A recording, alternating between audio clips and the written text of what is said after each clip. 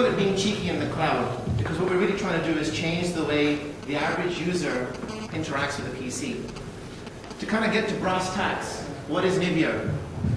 Effectively get Windows, your favorite applications, and the data that you use day in and day out, your documents, your music, your pictures and your files, on any internet-connected screen. That could be a mobile phone, that could be an iPad, that could be an Android tablet, that could be a Mac, a Chromebook, or even an OL PC. Anything that connects to the internet can now receive Windows from the cloud, applications like Office, Photoshop, CorelDRAW on demand. And it's really about bringing the magic back to computing. If you think about what we do on a day-to-day basis, we use a cell phone, we drive a car, we watch cable TV or satellite TV. In none of those situations do we really have to worry about how does it work, what's the RAM inside, when do I have to upgrade it, crap, it's got a virus, oh no, the hardware's gone out of date. We just don't have to worry about that. Everything else in our lives from a digital front is somewhat magical. And what we're trying to do at Nivio is bring that magic back to computing. So let's kind of go through the macro trends of why the Nivio model makes sense. We hear about the cloud day in and day out. There's probably an article published every couple of hours worldwide around the phenomena, cloud computing is the next big thing. But really, do we know what it is? It's a phenomenon that's bigger than computing itself, because it is a superset of many different categories, from entertainment to computing to work and productivity to how our cars work and navigate.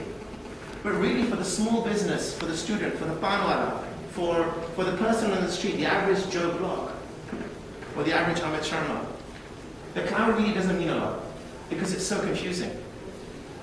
And fundamentally, the reason for that confusion is there are too many services that are siloed features that are competing with each other. Online storage, online ERP, online CRM. The average small business is so confused. Where is my data today? It's anywhere and everywhere. The second big macro trend is that if you asked an average user 5 years ago, or 6 years ago, what do you consider a traditional computing device? They would tell you it's Windows XP, or Windows 7, or Windows Vista. Today, if you ask, what is the computing device you use, there is a very high probability that they use an Android phone, or an Android tablet, or an Apple device. So the word traditional has somewhat changed, and Windows has now become the non-traditional device. If our friends at OLPC have their way, again it will be a non-traditional device because it will be Windows running on the client. However, if you really think about the macro trends, small businesses still need productivity applications. There were almost 62 million copies of Office sold last year. That's a total turnover of roughly around $20 billion. So that clearly states that small business needs for Win32 applications exists.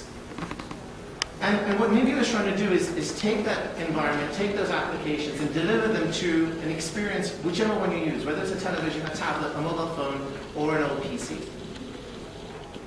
So you must be asking yourself, that's great. You've got a guy with red shoes on stage trying to explain to you why computing is going to change. But let's look at 6 really important use cases of why you would need Nivio.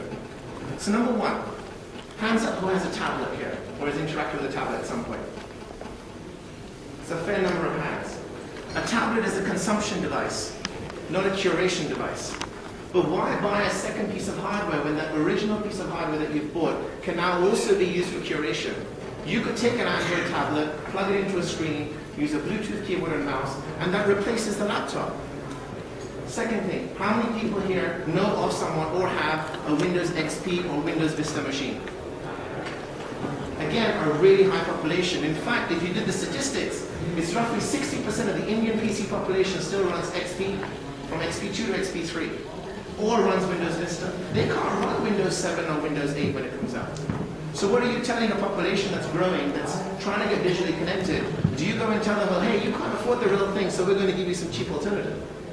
No, so what Nivio is doing is it's taking an old bit of hardware and giving it some fresh air, making it young again. Another question, how many of you have a work PC? Hands up. There must be more people that have a work PC. Right, so if you have a nephew, a niece, a child, a wife, a grandparent, a parent, and they want to use your PC, you're going to think twice before giving it to them. Because what if they press the wrong thing? What if they download a virus? What if it doesn't work? In the Nivio world, you can let someone use a second Windows personality that doesn't touch the physical hardware. And then let's go through the other ones really quickly. You can rent software, don't buy anymore. Students can get Office for 99 rupees a month. When we launch in India on April 10th, and we've been doing pilots for the last 2 years with people like Spectrum and Intel, when we launch in 2 months, for the price of a Maharaja Mac meal, a student will be able to get Windows and the latest version of Office. So one day in McDonald's, a month full of legal software. We give 10 gigs of storage for free. And finally, if you're a small business, now you can tell people to bring their own device to work. So you don't have to outlay cash to build it. 2 words. The other thing is we're cheeky with a cause. When Nivio was built, it was conceived to enable the Sachin Sora Foundation to educate 100 million kids over the next 50 years. And we're not just a foundation. The foundation owns a sizable chunk of the Nivio business. We gifted this stock right in the beginning. Why did we do this? Because it's an enabled vision. We believe that computing has to stem across a social cause. And we also believe that entrepreneurship is about making a change and returning shareholder value. Some news on us. We've been in VentureBeat, Wired Magazine, front page of the Economic Times. This is a phenomenon that is happening. For 7-8 years, we've been waiting for it to happen. The time is now here. As they always say, it's usually a decade where you see industry change. In the internet world, it's usually every 5 years you see an industry change. That industry change is happening as we speak. We'd like to say thank you to a mentor, a father, and an investor, Pradeep Dhut, who's also the CEO of Videocon, to my co-founder, Saurabh, and to you for listening to me. Thank you.